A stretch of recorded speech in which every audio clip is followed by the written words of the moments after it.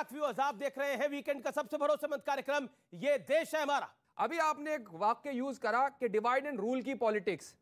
तो इस देश के अंदर अगर कोई दिल पे हाथ रख करके बताए कि 92 से मंदिर और मस्जिद के नाम की राजनीति करके किसने अपनी सत्ता बनाई है, तो उसका जवाब कौन देगा? आज बताइए कि हिंदू और मुसलमान, मस्जिद और मस्जिद के नाम से लगातार इन 8 साल के अंदर डिबेट होती है, तो कौन लोग जो है हिंदू और मुसलमान के नाम पे करते हैं? जवाब नहीं पूछना चाहिए। चलिए बड़ी बातें करते हैं, बड़ी लंबी लंबी चौड़ी बातें हो रही है। अभी एक कार्ड खेला गया खास तौर से अल्पसंख्यकों के बीच, और मैं मुस्लिम कम्युनिटी से आता हूं। क्या कहा गया कि पसमानदा मुसलमानों के अंदर डिवाइड एंड रूल की पॉलिटिक्स कौन कर रहा है? कौन सी पॉलिटिकल पार्टी के लोग कर रहे हैं? जिसने आज तक नहीं देखा उसको भी डिवाइड एंड रूल की पॉलिटिक्स के अंदर आते हैं। लेकिन जब माननीय प्रधानमंत्री अपने आप को पिछड़ी जात से आकर के बताते हैं और देश के अंदर मंत्रालय जो है अपनी जात बता करके दिए जाते हैं, उस वक्त नहीं सवाल खड़े होना चाहिए? एक एक मंत्री की जात बता करके दिया गया मंत्रालय, इस देश के अंदर के सवाल नहीं खड़े होना चाहिए? आज अगर बात कर लो समान शिक्षा, समान जो है स्वास्थ्य व्यवस्था की, आपको पता चला अभी बजट आया, कितना शिक्षा का बजट काट लिया गया आपका, कितना आपका स्वास्थ्य का बजट काट लिया। और यहां पे बात हो रही तारण के अधिकारी, तो पता करके बताया ना कि कौन कौन तारण के अधिकारी है। हम सब जितने लोग हैं सबका बजट काट दिया गया, सब तारण के अधिकारी हैं। सबका स्वास्थ्य का विवाद काट लिया गया, सब तारण के अधिकारी हैं। जवाब नहीं मांगा जाएगा। आज यहां पर राजनीतिक बातें करने के लिए तो बहुत अच्छी है, सही, लेकिन सबसे बड़ी जात की पॉलिटिक्स किसने स्टार्ट करी? कौन समीकरण बैठालता है चुनाव से पहले? 9 राज्य के चुनाव हैं, एक एक क्षेत्र के अंदर जाकर के देखिए। आज भी भारतीय जनता पार्टी जिम्मेदारी से कह रहा हूं, एक एक जात का समीकरण बना करके जो है टिकट का आवंटन करती। सब बात करते हैं, आज आकर के सुनिए, 10 सेकंड और दीजिए। सब बात करते हैं, सबका विश्वास।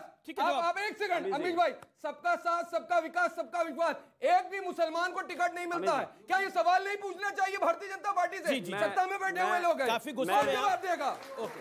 ओके, मैं बड़ी शालीनता से इसलिए सुन रहा था कि वो मुझे शालीनता से सुनेंगे। हिपोक्रेसी देखिए, राम को गाली हमारे, रामचरितमानस को गाली हमारे, धर्म को गाली हमारे, और बांटने की राजनीति हम कर रहे हैं। कमाल की बात है, गाली भी हम ही खा रहे हैं और ये हमें ही बता रहे हैं कि ये धर्म की राजनीति कौन कर रहा है। और अब सुनिए एक बात, इन्होंने कहा दलितों को लेकर कि दलितों को इस देश में अत्याचार हुआ है। सुनिए, और आपने कहा कि दलितों को कौन सा शंकराचार्य बना दिया। ये वो देश है कि वाल्मीकि जिन्होंने यहां पर रामायण लिखा, उनको एक दो सेलेक्टेड एग्जांपल क्या है इनका प्रॉब्लम? क्या मैं चिल्लाना नहीं चाहता, मैं चिल्लाया क्या उनके बीच में? नहीं है ये चिल्लाया क्या मैं इनके बीच में? प्लीज, गलत बात है। एक एग्जांपल देंगे क्या? यहाँ पे बैठे हुए लोग मैं बीच में कई सारी गलत बातें, हाइट फाइट आवाज सब आपसे ज्यादा है, क्यों बेकार में लड़ना चाहते हैं? सुनिए जरा, मैं सिर्फ एक चीज कहना चाहता हूं कि इस देश में रामायण लिखने वाले महर्षि वाल्मीकि को महर्षि कहा गया, वो दलित थे। यहां पर महाभारत जिसने लिखी वो मछुआरन का बेटा था वेद व्यास, वो भी ऐसे ही थे। और इस फिर बीच में ये 10 सेकंड नहीं टिक सकते। वर्बल डायरी है क्या? कमाल बेवकूफी है।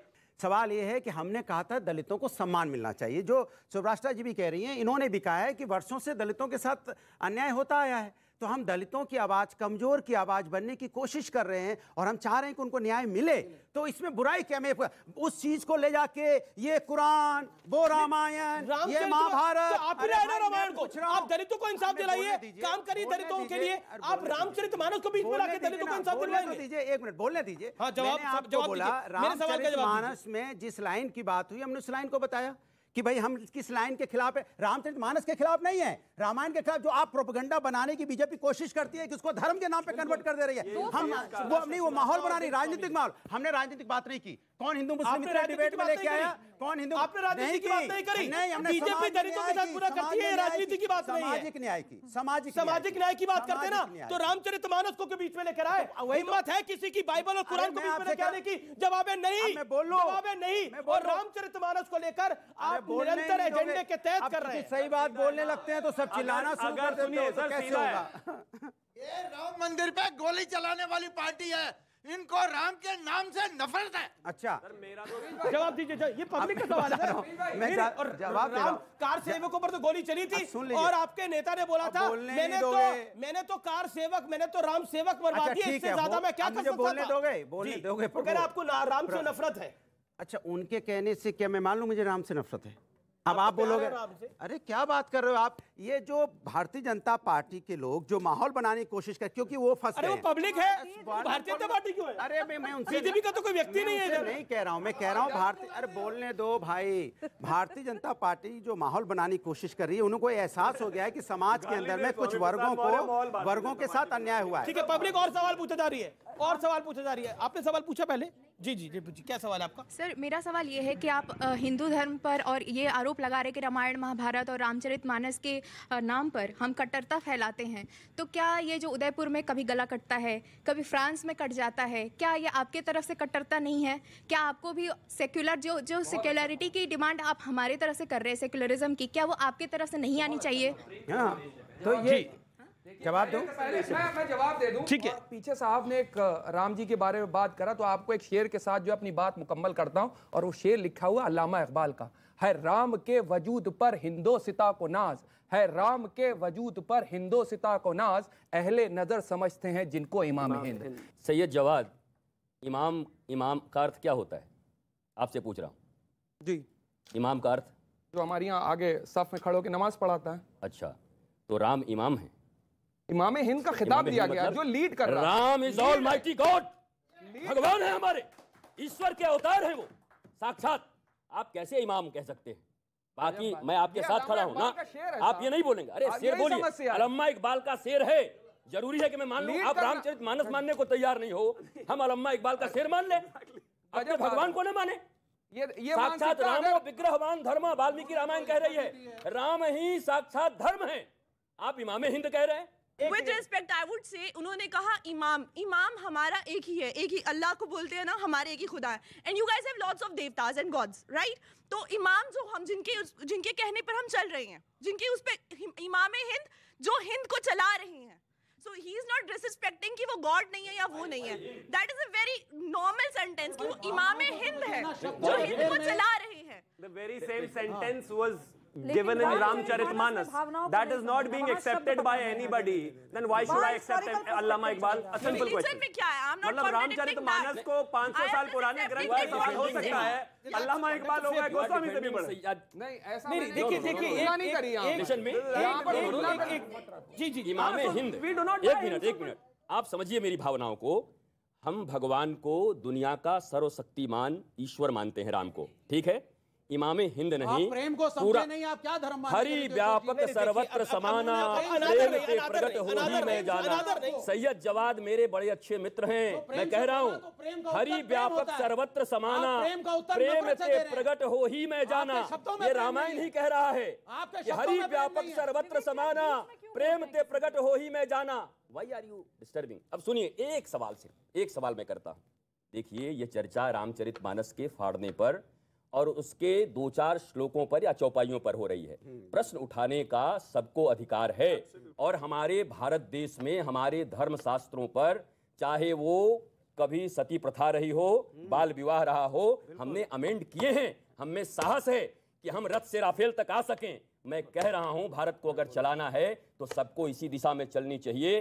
अब मैं शिवम त्यागी से कोई सहमत नहीं हूं, लेकिन शिवम त्यागी ने कुछ रखा तो मुझे ऐसा लगा कि आपको पढ़ना चाहिए था। मैंने देखा भी नहीं क्या है, मैंने देखा नहीं क्या है उसमें, लेकिन पढ़ना चाहिए। क्या बात कर रहे हैं? करने की रक्षा कौन करेगा? मिलिट्री लगानी पड़ेगी। पढ़ना चाहिए। वोट जैसे एक सेकंड फिर मैं सुराष्ट्र की बात आऊंगा। जैसे आप एक सेकंड ऑडियंस के सामने, जैसे आप रामचरितमानस के बारे में सवाल उठा रहे हो, जैसे आप उठा रहे हो, वैसे किसी और ग्रंथ के बारे में कोई इतिहास है समाजवादी पार्टी का कभी सवाल उठाया हो? ऐसा कोई इतिहास है तो बताइए। हाँ, मैं बता रहा हूँ, सुन लीजिए, अब बोलने दीजिएगा। हाँ, बोलिए। मैंने कहा आपसे कि मैंने सुना आपने जो कहा, आप सवाल का जवाब दीजिए। सवाल का जवाब दे रहा हूँ ना। जी। जिसका मुझे ज्ञान होगा, जिसके बारे में मैं जानूंगा, जिसको मैं पढ़ता हूं, जिसका श्लोक गाता हूं, जिसका श्लोक बोलता हूं, जिसकी पूजा करता हूं, उसके बारे में ज्ञान है मुझे, मैं बोलूंगा। जिसके बारे में मुझे ज्यादा ज्ञान नहीं हो, और हम ज्यादा खान ने बोला उसके बारे में मेरी उनको बात, ज्ञान होगा। मैं अपनी बात कर रहा हूं, फिर आप इधर उधर भाग इसीलिए उन्होंने जो मुझे इसीलिए कहा था, ये धर्मनिरपेक्ष राज्य है ना,